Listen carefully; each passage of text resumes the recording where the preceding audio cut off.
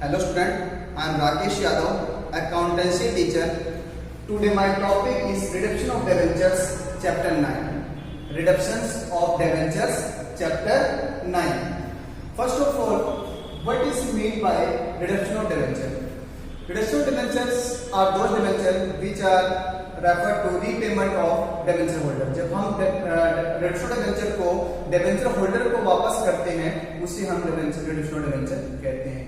जब भी डेबेंचर को रिडीम किया जाता है किसको, डेबेंचर होल्डर को, डेबेंचर को रिडीम करते हैं किसको, डेबेंचर होल्डर को, तो उसे हम रिडक्शन ऑफ डेबेंचर कहते हैं. डेबेंचर एक सर्टिफिकेट होता है जिसमें सभी टर्म्स और कंडीशन लिखी होती है कि इसको रिडीम कब करना है, कितनी तारीख को रिडीम करना है, और इसको कोई इंटरेस्ट कितना लगेगा, किस रेट ऑफ इंटरेस्ट लगेगा, सब कुछ इसके अंदर मेंशन किया होता है. तो इसको कहते हैं reduction of debentures. Source of finance reduction debentures. अब रिडक्शन डिबेंचर्स, अब डिबेंचर रिडीम करना है, डिबेंचर क्या करना है, रिडीम करना है. तो हमारे पास सोर्स कौन कौन से सोर्स हो सकते हैं डिबेंचर को रिडीम करने के लिए. लाइक हमारे पास फर्म के अंदर प्रॉफिट वगैरह नहीं है, ऐसा कुछ नहीं हो रहा है, या हमने डिबेंचर के लिए पैसे पहले से इकट्ठे नहीं कर रखे, तो उस डिबेंचर को रिडीम करते समय किस किस सोर्स से हम रिडीम कर सकते हैं. First of all, fresh issue of shares and debenture. हम शेयर्स और डिबेंचर दोबारा से फ्रेश इशू करके हम डिबेंचर को रिडीम कर सकते हैं, डिबेंचर को वापस लौटा सकते हैं, या डिबेंचर की पेमेंट कर सकते हैं. क्योंकि हम जब शेयर और डिबेंचर इशू करेंगे, दोबारा से फ्रेश इशू करेंगे, तो हमारे पास मनी आएगी, कैपिटल आएगा, उस कैपिटल के थ्रू हम क्या करते हैं, डिबेंचर को रिडीम कर सकते हैं, मतलब डिबेंचर होल्डर को वापस कर सकते हैं. नेक्स्ट है आउट ऑफ कैपिटल. कभी कभार हमें जो हमारे फर्म की जो कैपिटल होती है, कंपनी जो कैपिटल होती है, उस कैपिटल में से हम क्या करते हैं, डिबेंचर के अमाउंट को रिडीम करते हैं, डिबेंचर के अमाउंट को वापस करते हैं डिबेंचर होल्डर को.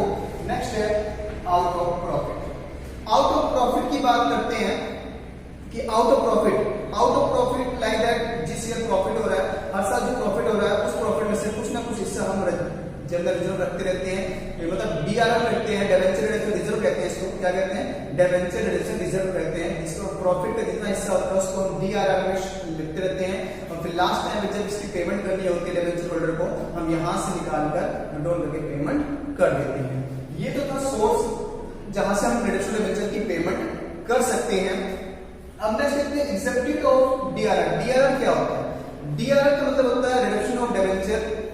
डीआरआर डिबेंचर रिडक्शन रिजर्व होता है. क्या होता है, डिबेंचर रिडक्शन रिजर्व. हम डिबेंचर रिडक्शन रिजर्व का मतलब क्या होता है कि डिबेंचर की अमाउंट रिडीम करनी है किसको, डिबेंचर होल्डर को. डिबेंचर की अमाउंट रिडीम करनी है डिबेंचर होल्डर को, और तो हम तो क्या करते हैं, एट ए टाइम हमारे पास पैसा कहां से आएगा, क्योंकि इनकी अमाउंट बहुत बड़ी होती है, और 10 हम 15 साल के लिए हम डिबेंचर लेते हैं डिबेंचर होल्डर से. अब वापस करना है, वापस करने की डेट आ गई है, तो हमारे पास पैसे नहीं हो सकता है. जिस ईयर मुझे वापस करना है, हो सकता है उस ईयर कंपनी की कंडीशन सही नहीं है, कंपनी को लॉस हो रहा है, तो मैं ये डिबेंचर की अमाउंट कैसे पे करूंगा, डिबेंचर की अमाउंट रीपेमेंट कैसे करूंगा मैं, तो मैं क्या बना लेता हूं उसके लिए, डिबेंचर रिडक्शन रिजर्व अकाउंट बना लेता हूं. डिबेंचर रिडक्शन रिजर्व अकाउंट में हम हर साल जितना प्रॉफिट होता है उसका कुछ ना कुछ हिस्सा हम डिबेंचर रिडक्शन रिजर्व अकाउंट में डालते रहते हैं, और फिर जब डिबेंचर की पेमेंट करनी है तो वहां से निकाल कर उसको कर देते हैं. लेकिन कई केस में डिबेंचर रिडक्शन रिजर्व अकाउंट हम नहीं बनाते. किस किस केस में कंपनी के अंदर debenture reduction reserve account create नहीं होता, एग्जेम्प्टेड होता है. एग्जेम्प्टेड होता है मतलब देखते हैं. First of all Indian financial institution, all Indian financial institutions controlled by RBI. जितने भी फाइनेंशियल इंस्टीट्यूशन हैं, अगर उसको आरबीआई कंट्रोल करती है तो वहां पे कंपनी डीआरआर नहीं बनाती. डीआरआर क्या होता है, एग्जेम्प्टेड होता है. नेक्स्ट है अदर फाइनेंशियल इंस्टीट्यूशन. कोई अदर फाइनेंशियल इंस्टीट्यूशन है, अगर उसको भी आरबीआई कंट्रोल करती है तो वहां पे हम डीआरआर शो नहीं करते, नहीं बनाते. उसके बाद बैंकिंग कंपनी, कोई भी बैंकिंग कंपनी चाहे वो पब्लिक हो चाहे प्राइवेट हो, वहां भी डीआरआर को बनाया नहीं जाता. उसके बाद नेक्स्ट है हाउसिंग फाइनेंस कंपनी. कोई भी हाउसिंग फाइनेंस कंपनी अगर रजिस्टर्ड है नेशनल हाउसिंग बैंक से, तो वहां भी डीआरआर नहीं बनाया जाएगा, एग्जेम्प्टेड होगा. तो इन कंडीशन में डीआरआर क्या होते हैं, एग्जेम्प्टेड होते हैं, जहां पे DRR debenture reduction reserve account create नहीं किया जाता.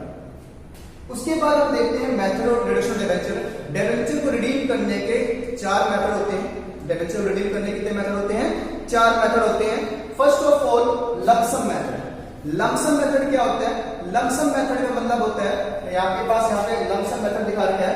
लमसम मेथड का क्या मतलब होता है कि इकट्ठी पेमेंट कर देना, डिबेंचर की पेमेंट क्या कर देना, इकट्ठी कर देना। जब हम डिबेंचर होल्डर को क्या करते हैं, एक साथ ही सारी पेमेंट कर देते हैं, तो उसे हम लमसम मेथड कहते हैं। दूसरा मेथड इंस्टॉलमेंट मेथड, हम इकट्ठी पेमेंट ना कर लमसम में ना देकर हम उसको इंस्टॉलमेंट में दे रहे हैं, कुछ इस साल, कुछ 6 महीने में दे रहे हैं या 7 साल पे दे रहे हैं, और उसके ऊपर साथ ही साथ हम इंटरेस्ट भी पे कर रहे हैं।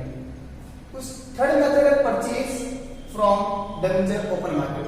अब खुद के डिबेंचर को हम क्या करते हैं, ओपन मार्केट से परचेज कर लेते हैं। थर्ड मेथड क्या है, इसके अंदर खुद के जो डिबेंचर है उस डिबेंचर को हम क्या करते हैं, ओपन मार्केट से परचेज कर लेते हैं। नेक्स्ट है conversion of shares.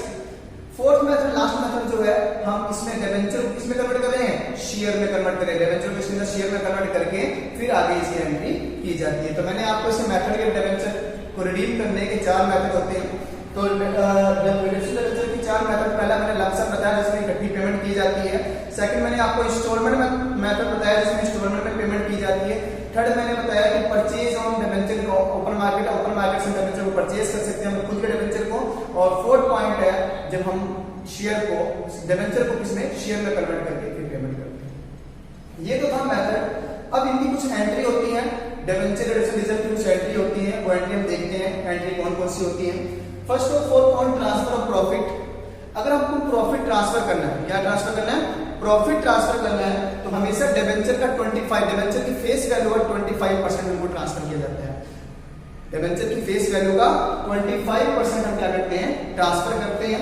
Laser transfer, आपके पास डिबेंचर 1 लाख का फेस वैल्यू, उसका 25% निकालते हैं, जो भी आ जाएगा उसको हम ट्रांसफर करते हैं। तो इसको ट्रांसफर करते हैं, इसमें surplus in statement profit and loss count, surplus in statement profit and loss count debit to DRR, debenture reduction reserve. उसके बाद नेक्स्ट आपके पास है डिबेंचर रिडक्शन इन्वेस्टमेंट के DRI की एंट्री कैसे करते हैं। DRI ड्यू की एंट्री करनी है तो DRI account debit to bank होता है, मतलब debenture reduction investment account debit to bank. और ये हमेशा डिबेंचर का फेस वैल्यू का 15% लेके शो करते हैं इसको, कितना परसेंट, 15%। उसके बाद इनकैश करवा लिया इन्वेस्टमेंट को, जब इन्वेस्टमेंट को इनकैश करवा लिया तो bank account, DRI account debit to क्या हो जाएगा, बैंक हो जाएगा आपके पास इसमें। और इनकैश करवाते इसमें हो जाता है bank account debit to DRI। Next है on reduction of debentures, on encash करवाते इसमें, पहले हमने DRI account debit to bank लिखा, इनकैश करवाते इसमें क्या एंट्री करती है, bank account debit to DRI, उल्टी हो जाती है, अपोजिट हो जाती है, bank account debit to DRI हो जाती है। उसके बाद ऑन रिडक्शन ऑफ डिबेंचर्स, अब डिबेंचर को रिडीम करना है, क्या करना है, डिबेंचर को रिडीम करना है, मतलब डिबेंचर को लौटाना है, किसको, डिबेंचर होल्डर को लौटाना है। तो जब डिबेंचर होल्डर को लौटाते हैं हम, तो उस टाइम क्या एंट्री होती है, सबसे पहले ड्यू की entry debentures account debit to debenture holder, total debentures कितना बनता है जो कि हमको डिबेंचर होल्डर को पे करना है, टोटल डिबेंचर्स कितना बनता है जो कि हमको डिबेंचर होल्डर को पे करना है, तो debentures account debit to debenture holder, ये ड्यू की एंट्री प्रिपेयर की जाती है। उसके बाद अब डिबेंचर होल्डर को पेमेंट करनी है, डिबेंचर होल्डर देना है, तो यहाँ पे डिबेंचर होल्डर डेबिट हो जाएगा, debenture holder account debit to bank, debenture holder account debit to bank हो जाएगा।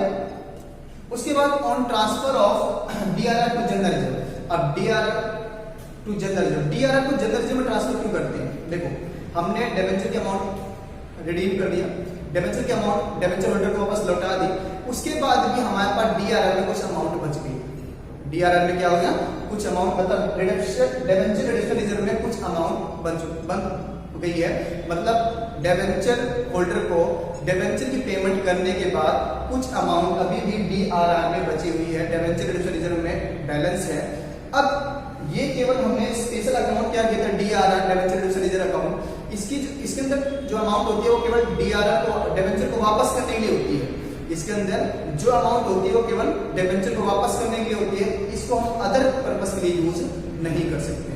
तो हमारे पास DRR में अमाउंट जो पड़ी है फिर उसका क्या करें हम, सबसे पहले हम उसको यूज कर सकते हैं, लेकिन पहले कब यूज कर सकते हैं, जब डिबेंचर रिडक्शन रिजर्व अकाउंट को जनरल रिजर्व में ट्रांसफर कर दिया जाता है, मतलब DRR के अमाउंट को जनरल रिजर्व में हम जब ट्रांसफर कर देते हैं तो उसको आसानी से क्या कर सकते हैं, यूज कर सकते हैं, किसी भी पर्पस के लिए, कंपनी किसी पर्पस के लिए यूज कर सकते हैं। लेकिन जब तक हम DRR अकाउंट है, हमने इसको ट्रांसफर नहीं किया, DRR अकाउंट है, तब तक हम इस पैसे सिर्फ डिबेंचर को वापस रिडीम करने के लिए यूज करते हैं, अदर पर्पस के लिए यूज नहीं करते। जब हम अदर पर कंपनी के अदर पर्पस के लिए यूज करना है तो DRR को जनरल रिजर्व में ट्रांसफर करना पड़ता है।